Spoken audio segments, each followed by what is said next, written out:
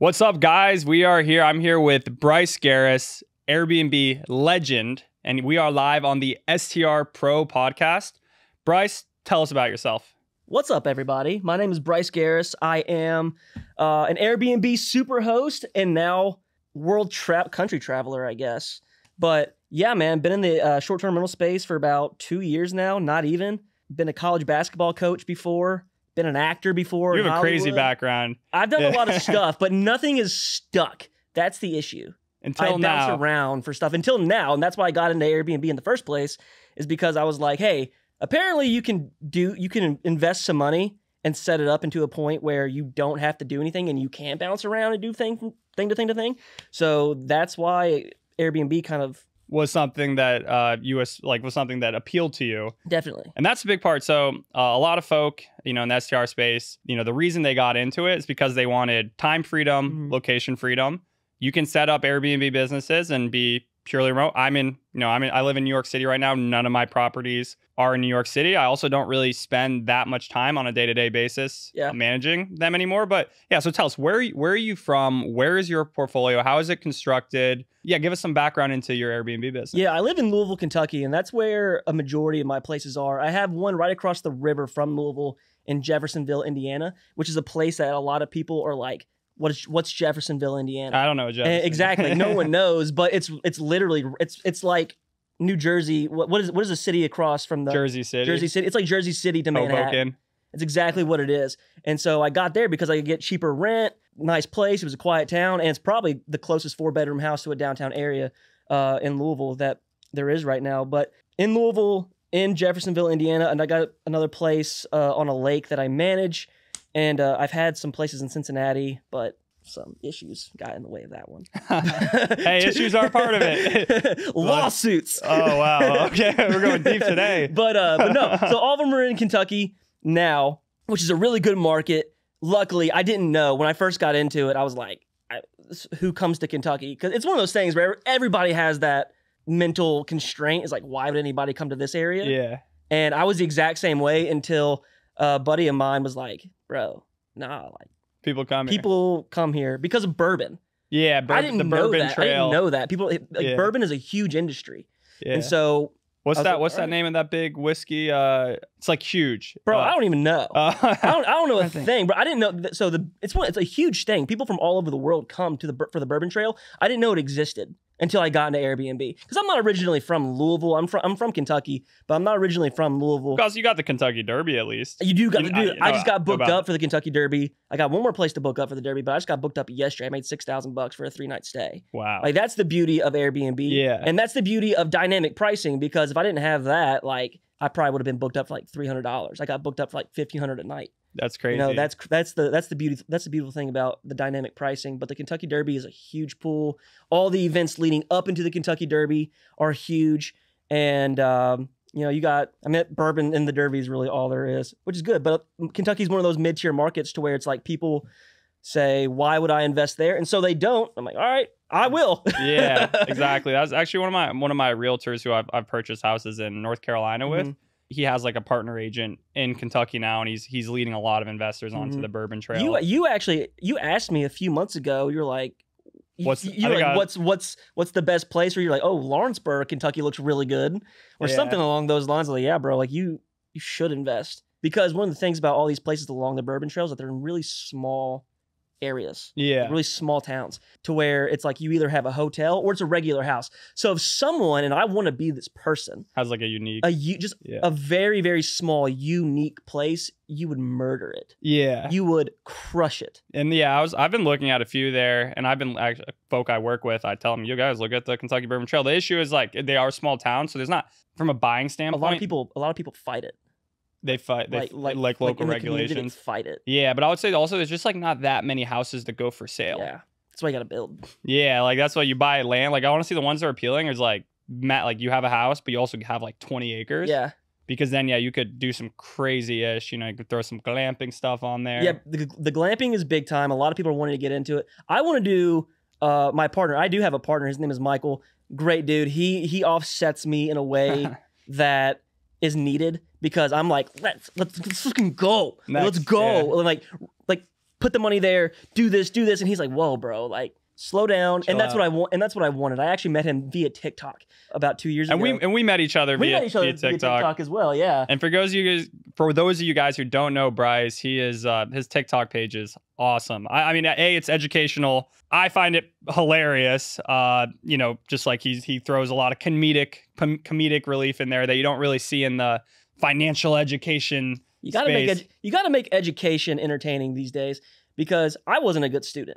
And I know the power of knowledge. It's so important. The teacher makes everything. Yeah. It really does. I remember teachers that I had growing up where it was like, I messed with this teacher. Like, I really like this one. And I would pay attention. Yeah. And so once I learned that, and the power of your delivery, and the power of, you said it earlier, dumbing down information, that's a great way of putting it, because I'm not a good learner. Like, I need very specific ways to learn. And the smarter people are in terms of like saying complicated words and things like that, like, just bring it down, like, explain it to me like I'm a fourth grader, because I am about as smart as a fourth grader. So being able to communicate it as such, I mean, everybody can grasp that. And I think what's also cool, so you communicate topics that some, maybe myself, I don't know, some folk maybe make it seem too complicated, and you in a sense dumb them down, but also just like tell people, don't overthink it. Like, this isn't actually that complicated of a business model. So Bryce, you specifically do the Airbnb arbitrage strategy, which can you explain for someone who's never heard of what that is? If you want me to put it down in your dumbest down way. Fourth grader. Yeah, exactly. It's literally rent a place from a landlord, somebody who already owns the property, and then furnish it. And then put it on Airbnb. Like, it's really that simple. The only difficult part about it is that you got to find somebody, a landlord, who's willing to let you operate your business in that property. And everybody, when you tell them that, that's what it is. Everybody's like, oh, no landlord would ever go for that. I'm like, oh, well, I got 7 who will. And other people are asking me, hey, do you want this property? I had one guy who owned a lot of properties around Kentucky who was like, I have 75 properties. Do you want all of them? Because I explained the business model to him. And he was like, that makes sense to me. And, you know, we had that face-to-face connection where he kind of got the sense that I knew what I was doing. I already had the track record of successful properties. And he was like, I have 75 properties. Do you want all of them? I was like, no, I don't. So I don't want any of furniture.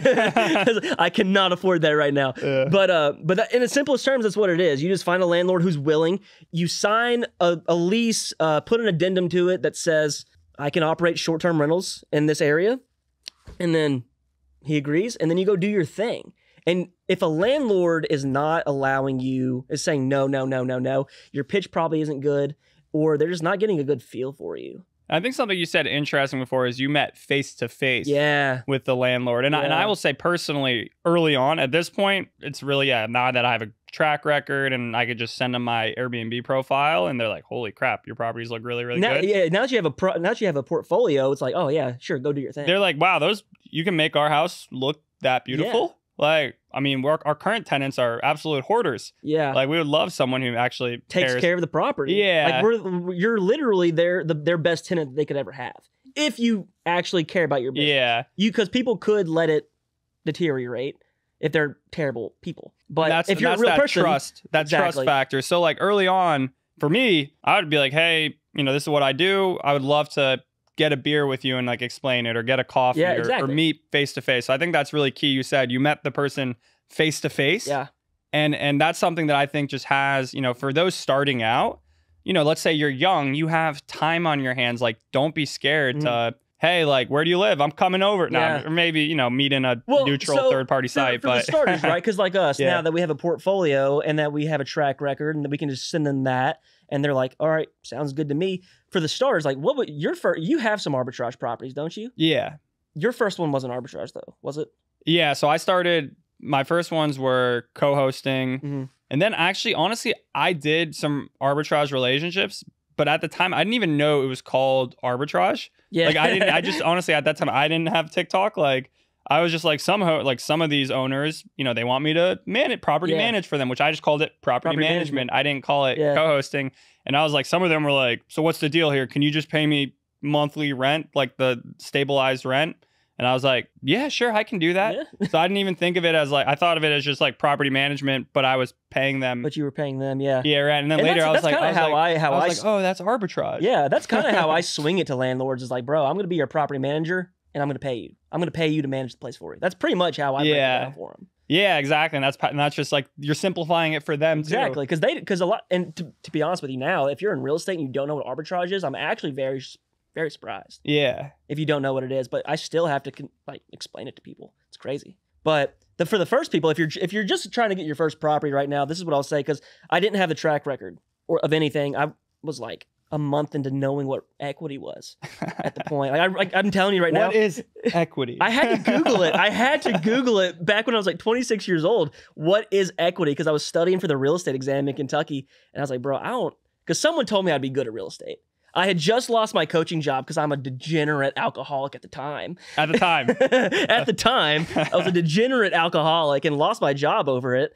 And I was down bad. My coaching job was actually paying for my house as well. So I lost my house. Lost your house. So I spent a couple of days in my car until I had to drive back up to Kentucky because I was in Florida at the time. I had to drive back up to Kentucky and just like swallow my pride and go, Mom, Dad, hey, I'm moving in. Fucked up a little bit. Yeah. So someone just said, hey man, I think you should get into real estate. You have the personality for it. I think you'd be really good at it. And I was like, bro, what is real estate?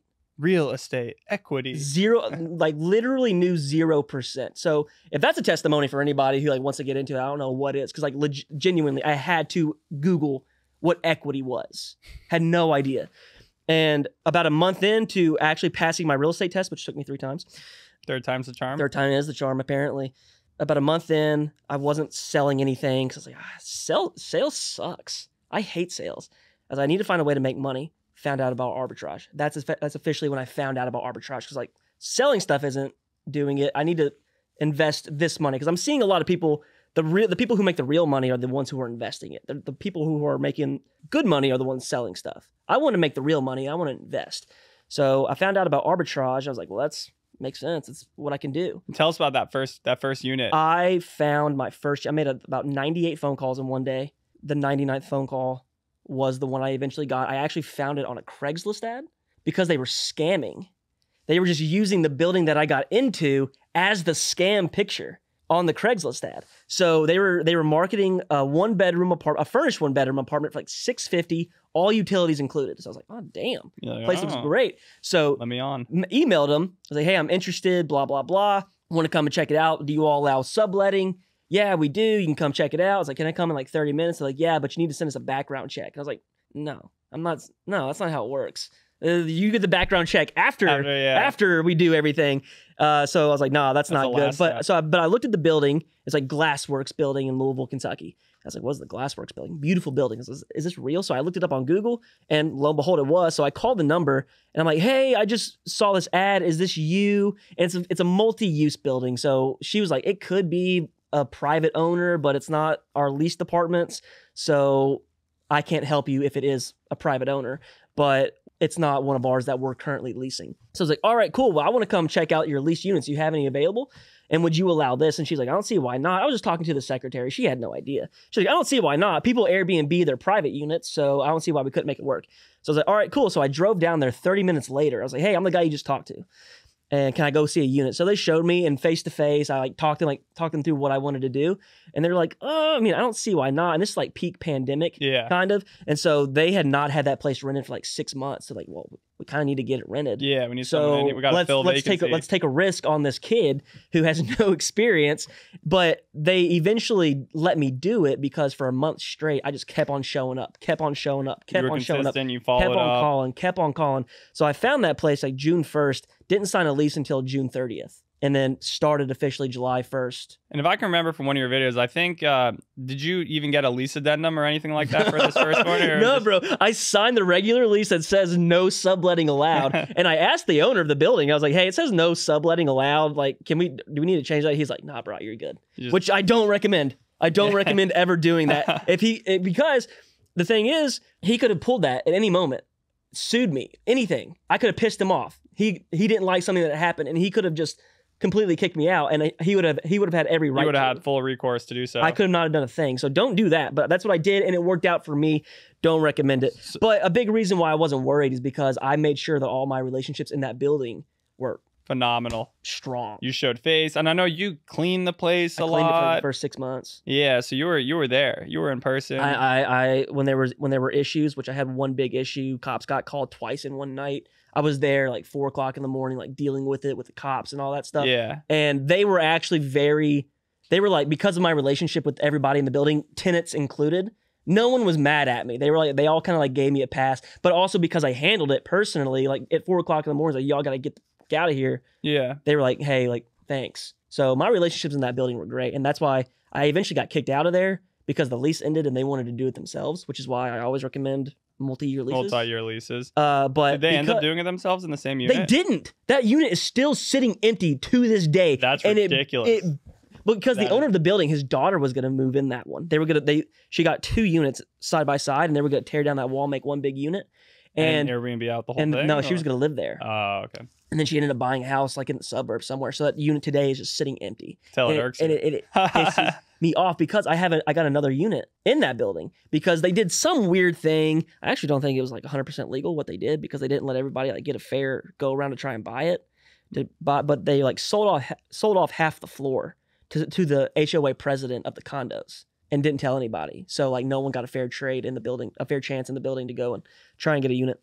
But whatever, the guy the HOA president, I like got his number and I like blew him up. Hey, if you ever need me to manage any of these Airbnbs, if you ever need me to rent one of them, let me know, blah, blah, blah. It was like 4 or 5 months in the making of doing that until like December. He had an issue getting a loan from a bank and he needed a lease. He needed a stabilized renter to come in. So he was like, do you want to do this? So I was like, you bet your sweet ass I do. I've got that furniture sitting in the... Sitting. I'm good to go. Ready to, literally just put it back in like it was before. Yep. So now I got that unit now. I'm paying a little bit more in rent than I want to, but everything's included. It's like $1,300 a month. I'm making like $4,000. Wow, so you're making 3x rent. Yeah, which is very, very solid. Like my general rule of thumb, well, it depends for me, like because I do some apartments and some big houses. You got a duplex, don't you?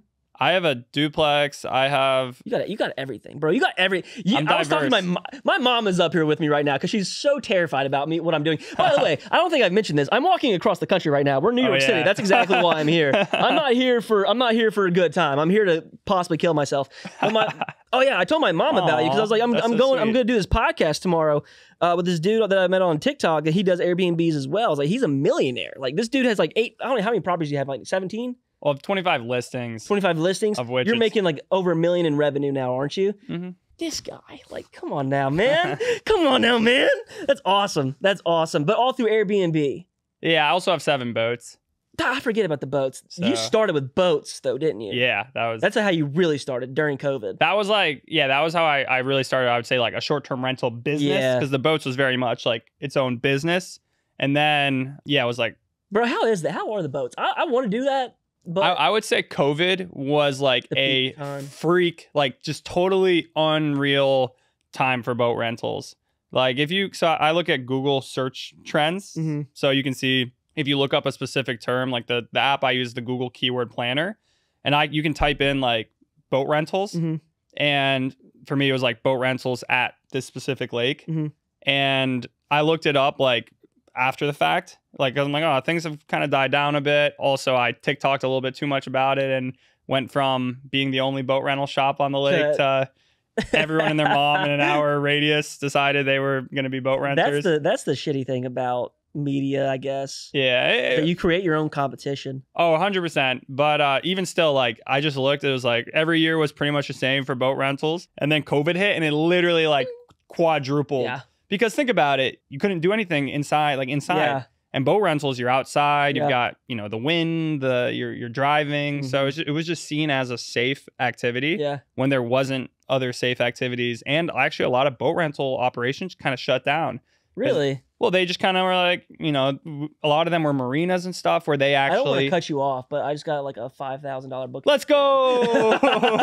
While we're sitting here, that's passive income. That's passive income, baby. That's what passive income looks like. Oh, what's this guy say? I'm so anal about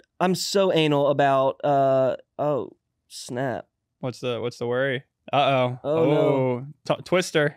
All right. Well, so are you doing all your guest messaging and like inquiries and stuff at the moment? Right now I am. How are you going to do that while crossing the country? I have my partner helping me out. Okay, good. Because I mean, if you're out in the middle of nowhere with no internet service, I don't really know how you would deal with, have those thumbs working like they're working right now. Yeah, so I told my partner, because like VAs, I feel like for right now, I'm not making enough to hire a VA. I mean, they're not that expensive, but I need something to do on a daily basis. I need something to worry about. Sure. Yeah, you can't. So I'd say VAs, like they deal with, let's say you just got an inquiry and, it's obviously a bad inquiry. They would know how to vet them, ask them questions and reject them. But like, let's say you actually had that group and they blow up the house, and the landlord wants to talk to you. Yeah. You don't want to probably put them on the phone with your VAs. Right. Exactly. Exactly. So I would say there's I got ADHD out the mind. Like, it's so bad. And I don't take any pills for it because prior issues with him. And so not funny. I really, not funny, but we can joke about it, We have to. But so I'm like straight, don't do anything. So with that comes its advantages and its disadvantages. Sure. And I like my spark. I keep my spark. When I take them, I'm just kind of like, what's up? It mellows you. And I don't like being mellow for some reason. I like chaos. So got a booking. You'll look at it. You'll review it later. If so, because of that, if I completely just like offhand it to somebody else, I will forget that I even do it. Like, honestly, I will. So, which may not be a bad thing, but when certain issues come up, it's not going to be great because I'm going to have no idea what's going on. Like, even I rented my car out while I'm doing this trip. Oh, really? I literally forgot that I had it after like 3 weeks. So I gave it to him 3 weeks ago. I totally forgot that I had that car. And he was like, hey, man, I'm going to bring the car in. Just do this, blah, blah, blah. I was like, oh, shit. I totally forgot you had that.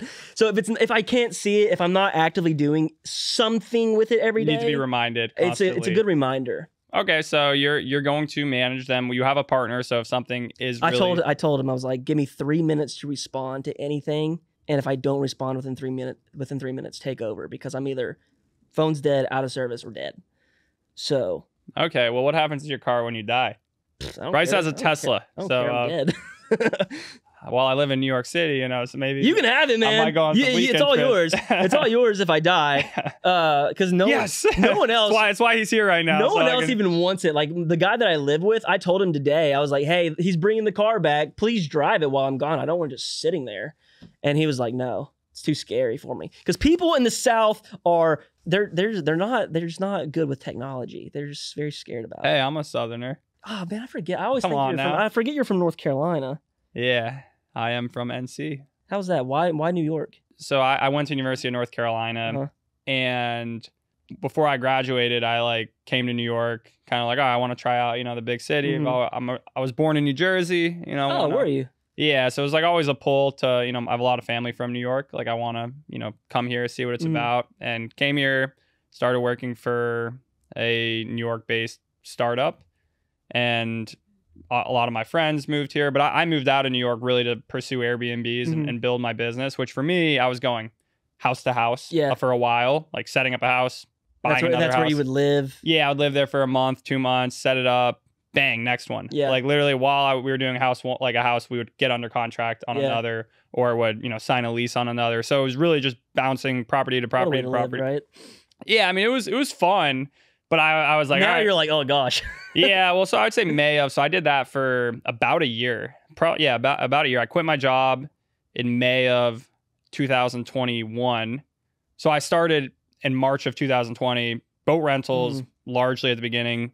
Then doing Airbnbs, honestly, a lot of it through the people renting boats, being like, hey, we're buying a house on this lake, or hey, we own a house that we only come to. Like the reason we're renting a boat is because we only come to this house once a year. What a life. And I'm like, oh, interesting. And they're like, do you know anything about house rentals? And I'm like, do I know? Do I know? Well, and then I said, no, but I can. I said, well, I know something about beer and I can meet you for a beer. And we can talk it over. Yeah. So I met clients at the Weaver Street Market in Carborough, North Carolina.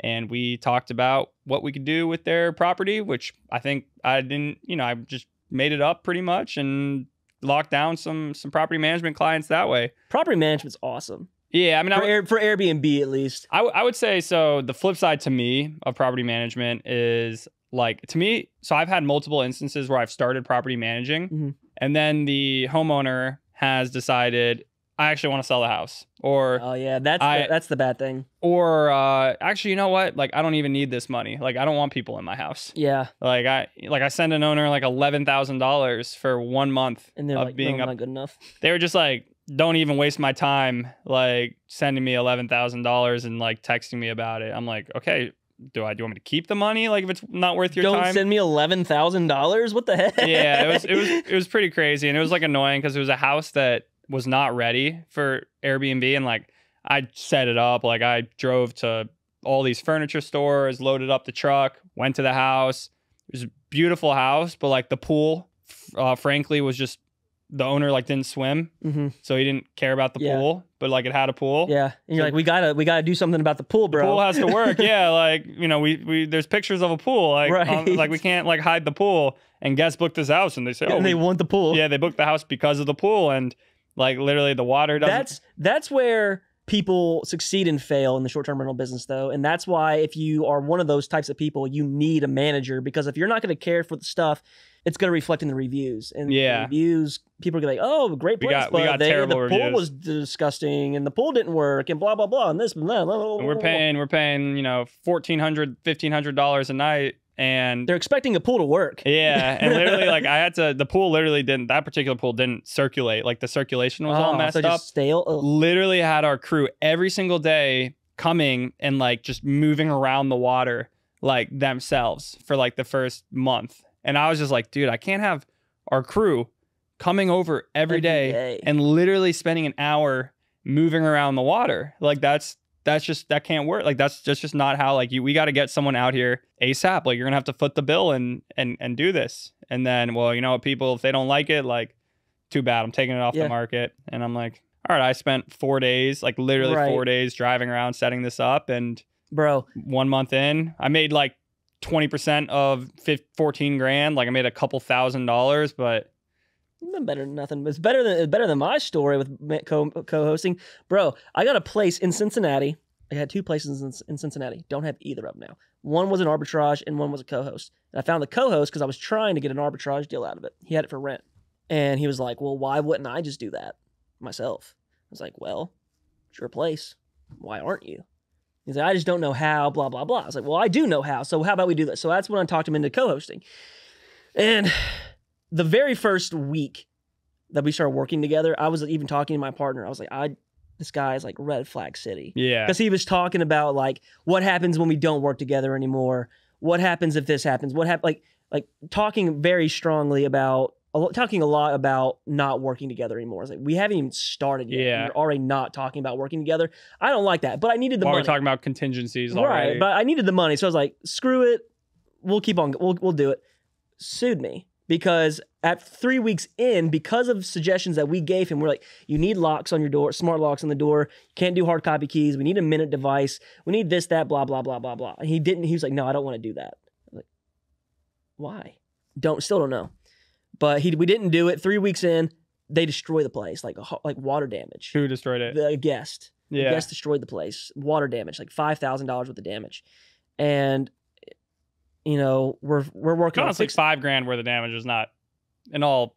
It's not grand horrible. scheme. It's not horrible, not but horrible. it's still a pretty good lick. Yeah. And you know, he was very adamant about, you know, getting it done, which I was taking care of. I was like, that's my job is to get that taken care of. And he was just a nightmare situation since. And he was like, ended up suing me because I wasn't communicating with him enough, is what he was. What? But exactly. He sued me. And because of because it was in Ohio and all this other bull crap, all these lawyers were like, bro, just pay him. Just pay him. It's not worth it. Yeah. It's not worth it. Pay him. So I had to $2,000 out of pocket just to settle the case. Oh my. Yeah. Which honestly is, again, that's not horrible. But I was like, bro, are you serious? So if you're gonna do co-hosting, make sure it's the right person. If they're giving red flags. Yeah, at the beginning, don't do it. Beggars can't be choosers. Yeah. And that's like a freak, you know, that's one story. I mean, I'm hoping that that's kind of the only thing that in that realm has happened that crazy. That's as bad as it's gotten. Okay, right good. Because I haven't had pretty bad. Yeah, I've had some crazy stuff with properties we own, properties we co-host. Yeah, I've definitely had a fair share of crazy stuff, but honestly, I've never been sued or had to settle anything. The last time I worked with a lawyer too. He was a lawyer, so he was like ready to sue me. Yeah, the smallest thing. And he could fund his own lawsuit out of pocket. Nothing came out of his pocket to file the claim. Yeah, that stuff's. I mean, working with lawyers, you know, one phone call, just to discuss it, you got to throw over several $100s. Disgusting. Oh, okay. So, all right. So, you know, and I think also what you do is you don't over glorify things. And I think I don't over glorify. And there's definitely folks on who do TikTok who like 1,000,000,000%. I made $10,000 today on Airbnb. Yeah. I make, you know, or, I mean, there's people who do actually make. They're flexing their Lamborghini. Yeah. And shit like that. But there's people who actually do make the money. And then, you know, there's some actually show that there's months that they lose a lot of money too, which I respect that they show that seasonality is a big part of this game. But then there's also the folk who don't even have Airbnbs to begin with, and they still show that, you know, they're selling other things. They're selling a course and they've never done Airbnb in their life. Yeah, and they can just, I'm making $170,000 a month right now on my Airbnbs. Isn't it funny how there's only like a sliver of a population of Americans that are making 6 figures, but everybody on TikTok is making 6 figures. Every person on TikTok is making 6 figures. It's sick. Yeah, and some are making 7. Some are making 7. He's actually making 7 though. Is the cool thing. He's actually making 7. Gross. I do pretty well from a net perspective, but I will be very honest and transparent. And one of my episodes I did earlier, when it was called the Jeremy Warden podcast, it's now the STR Short-Term Rental Pro podcast.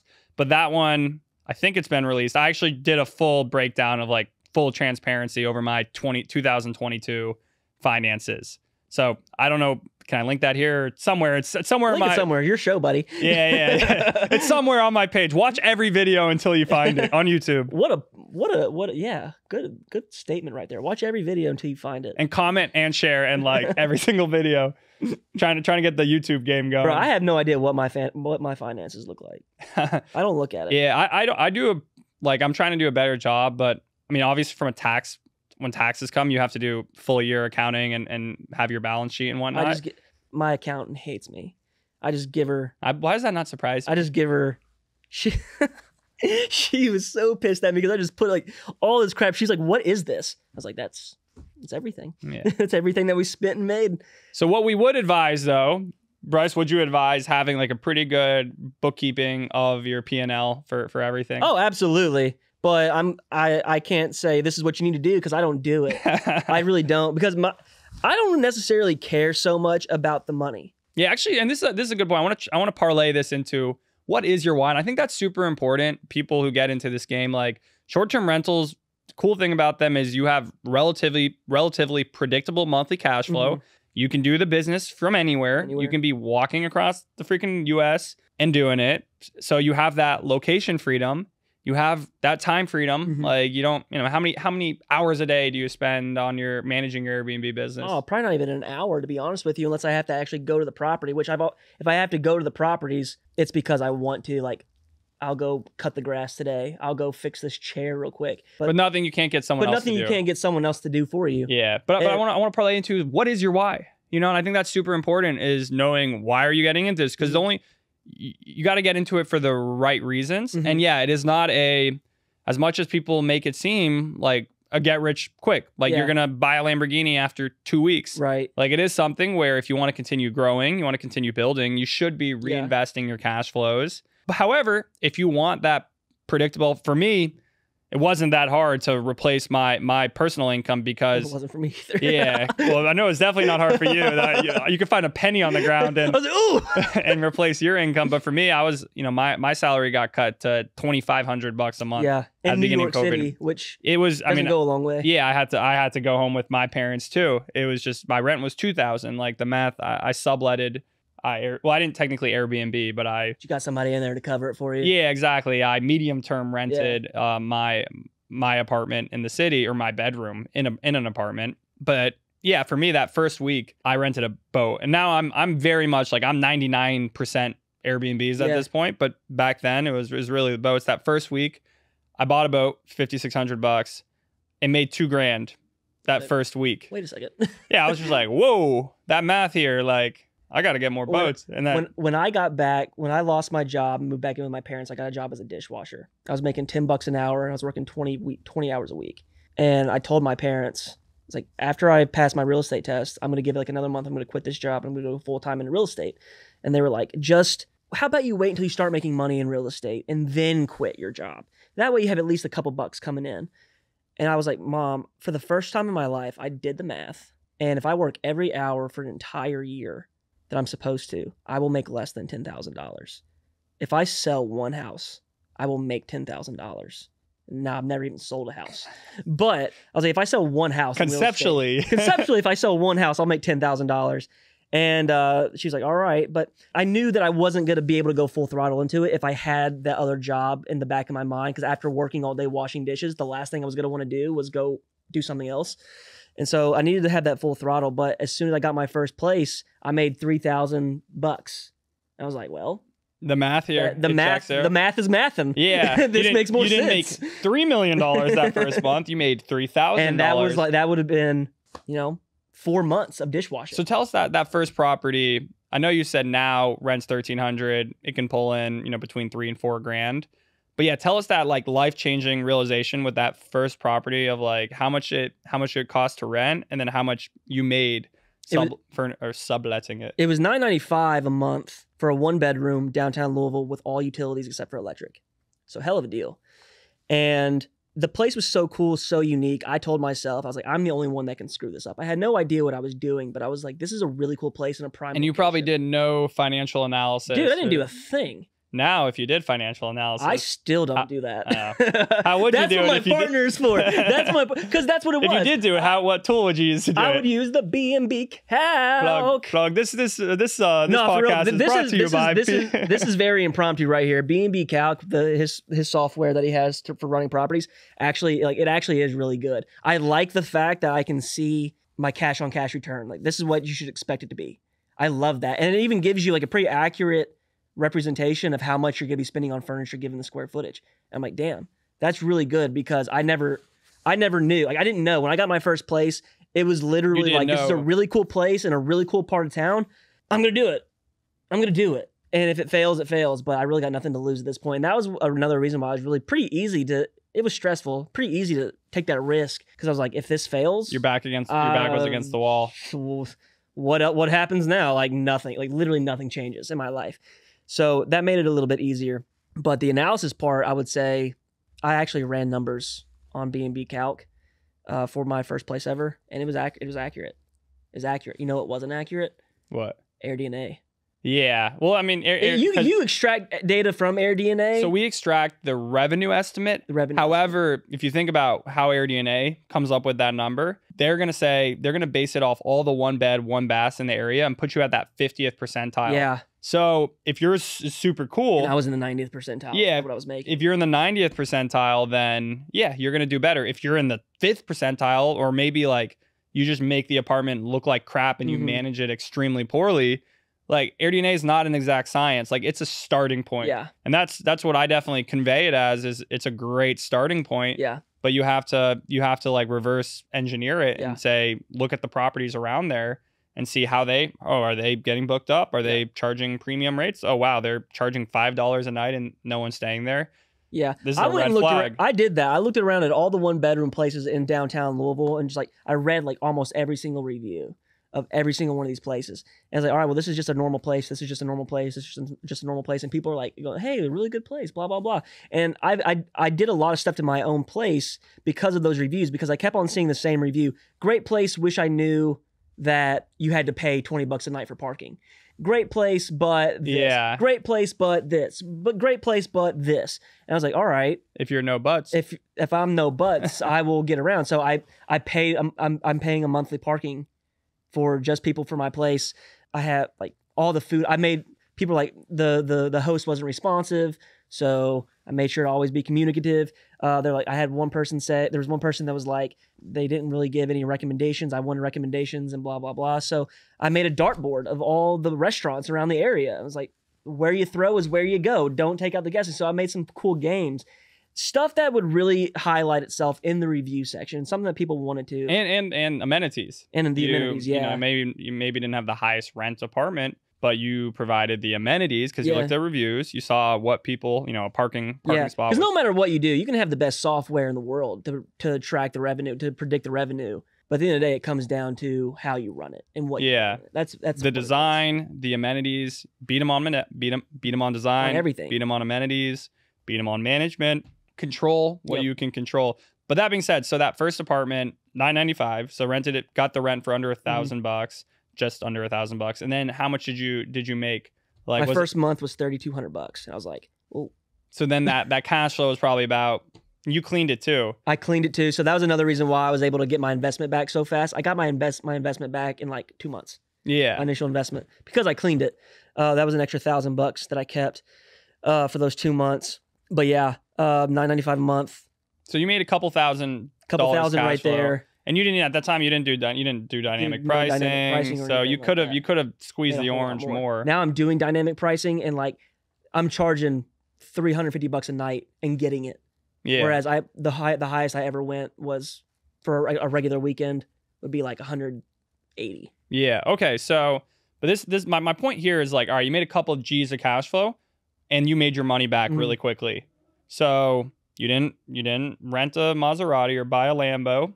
You reinvested it and got to several $1,000s a month of cash flow, which was life changing, right? Yeah. Big time life changing. And then I bought a Tesla. Then you bought a Tesla. But I justified that purchase. My monthly car payment right now is through the roof. I got screwed so bad. But I bought the Tesla because I was going to put it on Turo. Yeah. And then I just didn't put it on Turo. You're like, I just kept on driving it. But I'm justifying it because no gas. Like gas was like $5 a gallon at the time, and how much I drive in my truck, I was burning like $125 a week in gas. So I was like, all right, well, that's like $500. That's $500 a month right now. My car payment's $700.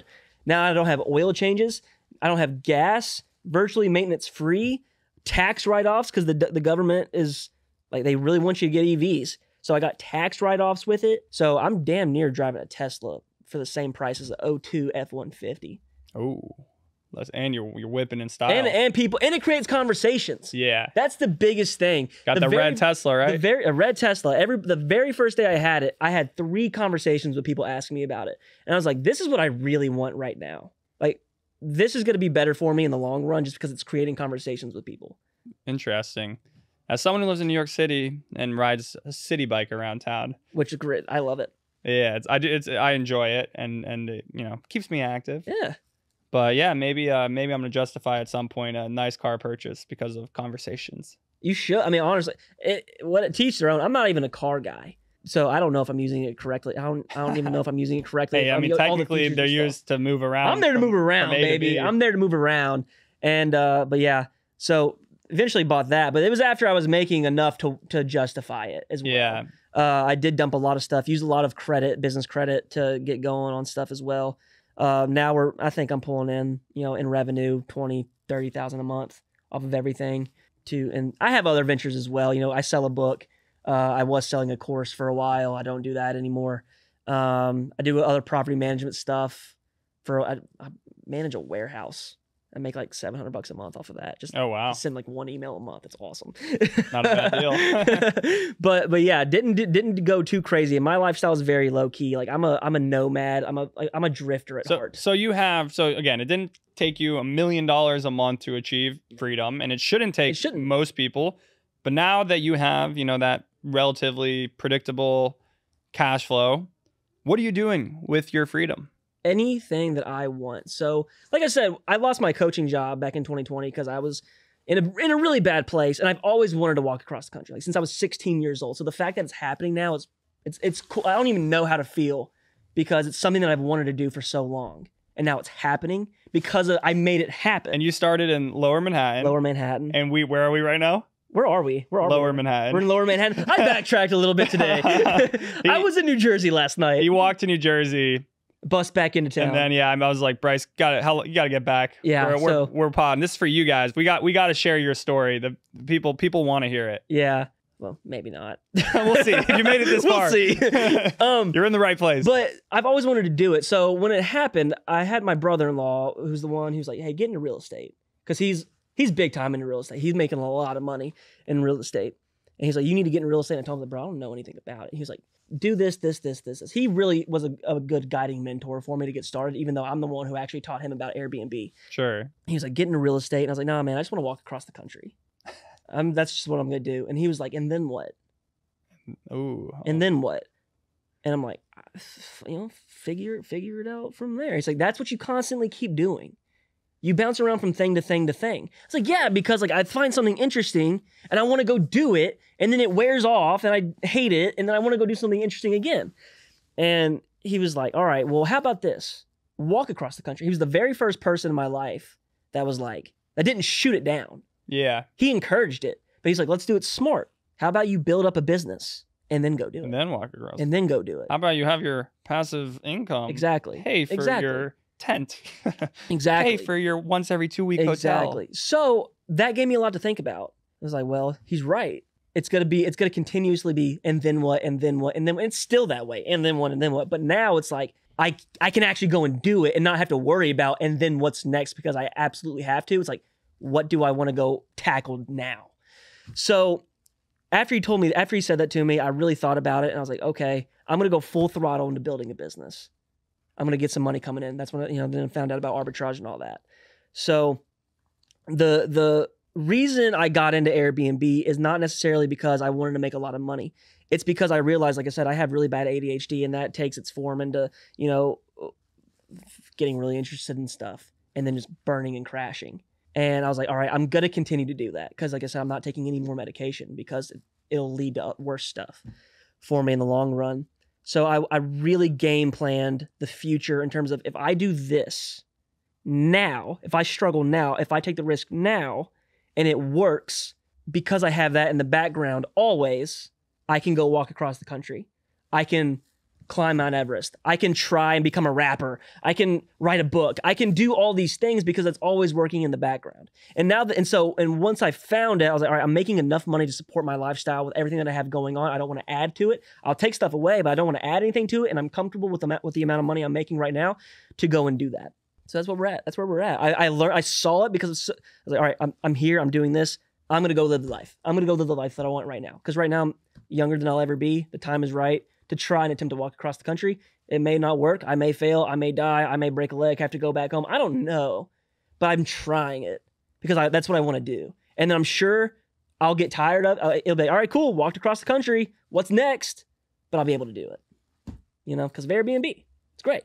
So you no longer have a limiting belief in what you can do because you have that business, that operation as your foundation. Exactly.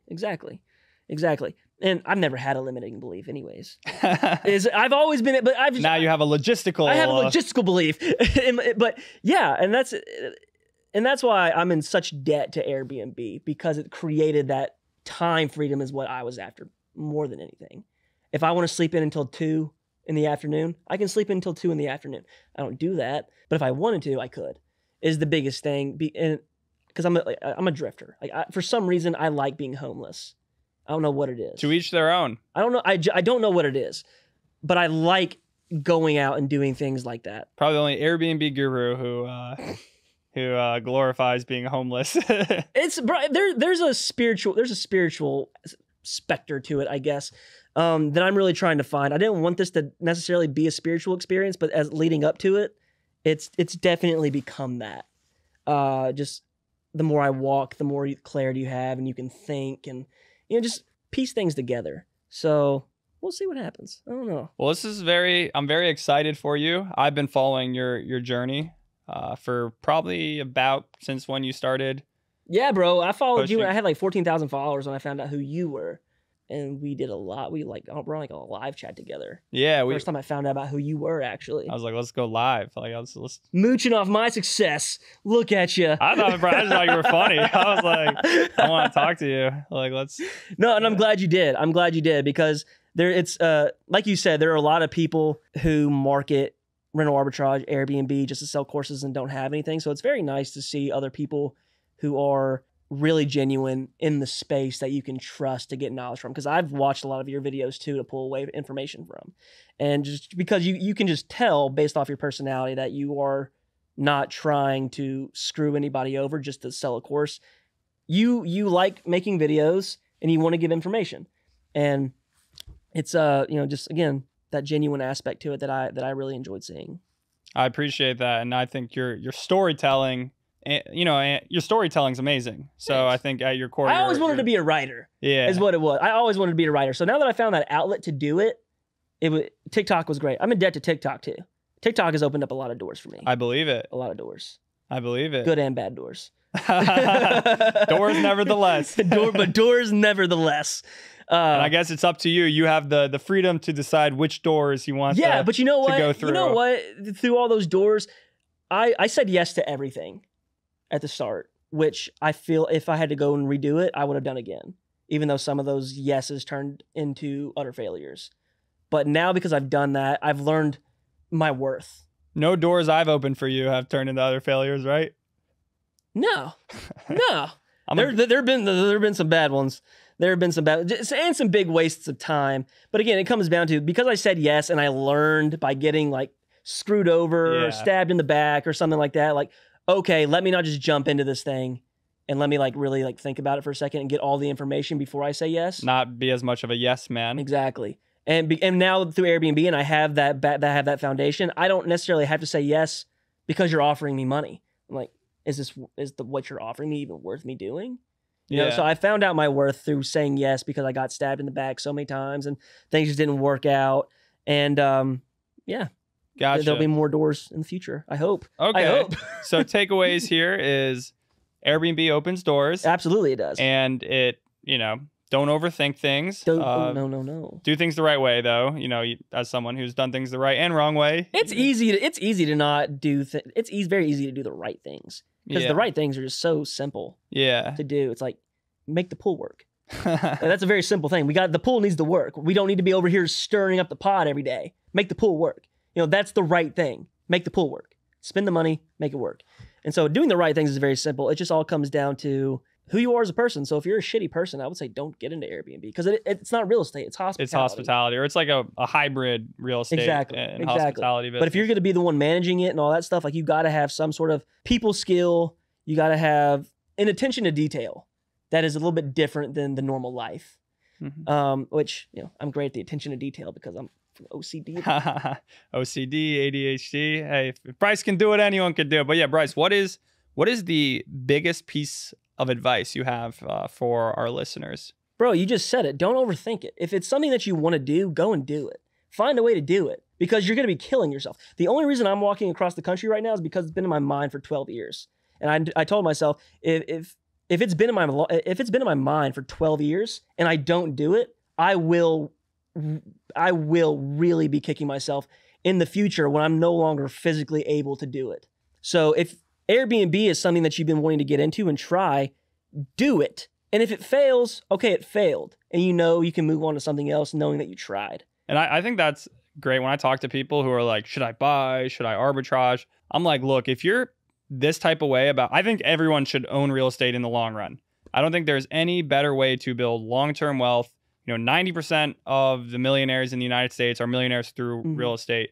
There is no better way to build long-term wealth, no better tax advantages, no better, ways to leverage and take advantage of other people's money, namely the banks. Mm-hmm. However, if you're going to be this flippity right now about it, just rent a damn property. Mm-hmm. Rent it. Rent a 1-bedroom studio apartment. Mm-hmm. Literally, if it didn't get rented, which is not going to happen, your place, as long as you design it really well, or even if you design it well, it doesn't have to be amazing, and you're just like responding to people, you're going to get booked. Yeah. And even if it does, there's like two things that don't ever stop, and that's drinking and travel. Like those things don't stop no matter what the economy is like. The economy is worse. You could argue there'd probably be more. At least one of those. But that's what I've noticed. Like COVID, like Airbnb flourished during COVID. Yeah. People wanted to get out of their own house. They wanted to. So if Airbnb flourishes during a time like that, it's like, the only thing now is just oversaturation. And I believe in oversaturation, yet I don't at the same time because, markets are always moving, even in the same cities. There's new areas coming up and down. But even then, it's like, all right, be the best. Yeah. Be the best. Well, that's what that control what you can control. Exactly. Beat them on design, beat them on management. And that's for us, I've always kind of been concerned in the back of my head that, demand's going to go down, something bad could happen, and supply is going to go up. And okay, what can I do proactively now to prepare myself? Well, what types of properties do you have? Make them, are they cookie cutter things that anybody else in the world can do? Are they those 1-2 bedroom apartments that, someone can go and take 10 and rent 10 of them out right next door? Or are they things that are unique? Lake houses, mountain houses, beach houses, have all, amenities that are hard to come by. So I've tried to just control what we can control. And I think that has led to the fact that I really am not feeling the effects of oversaturation. I would say again, I have some 2-bedroom apartments, and like those, I definitely kind of feel it a little bit because like I said, you can easily create a 2-bedroom, 1-bedroom apartment. It's hard to create a mountain house with like beautiful long range mountain views. You can't just snap your thumb and do that. Also, our properties, a lot of them are in the boondocks. Like it's hard to like manage a property in the sticks. You need to have infrastructure there, which is more difficult. But that being said, I'm trying to echo your point of like, don't overthink things. Control what you can control. Yeah. And that's why I like investing into Airbnb and not like stocks or anything, because you can't control a stock. You can control your Airbnb. So if it's not doing good, be really honest with yourself about why it's These not photos doing look like shit. Exactly. There's always something that you can fix. Mainly it's price, always. Price and pictures. Yeah. Is really what it comes down to. But yeah, don't overthink it. If it's something that it's just always in your mind, like, man, I got to do this. I want to try it. Literally do it. Try it, or you will kick yourself. And I'm not going to be kicking myself. I don't want to be an old man. I want to die maybe like 35 maybe. But like, you want to die at 35? 35 is probably going to be a good run for me. Wow. All right. It's going to be a good run for me. Let's not talk that into existence on my podcast. I thought I was going to die when I was 20. Well, see, I thought I was going to die when I was 27. I was very convinced of that. And I didn't. You're playing with the house's money. No, I'm dying. Yeah, I'm 28 now. So I'm like, well, hey, I didn't die at 27, so obviously I'm supposed to be on the earth for a few more reasons. I hope you're on the earth. I enjoy you too much. But you don't want to live a life of regretting not doing something that could potentially change your life. And I'm not going to be that person that regrets not trying things that is in my mind, I think, for a reason. It's your mind's telling you that for a reason. You're on this earth for a reason. Exactly. So I'm going to go and tackle life to its fullest ability because Airbnb gave me that freedom. That's all I'm trying to do, man.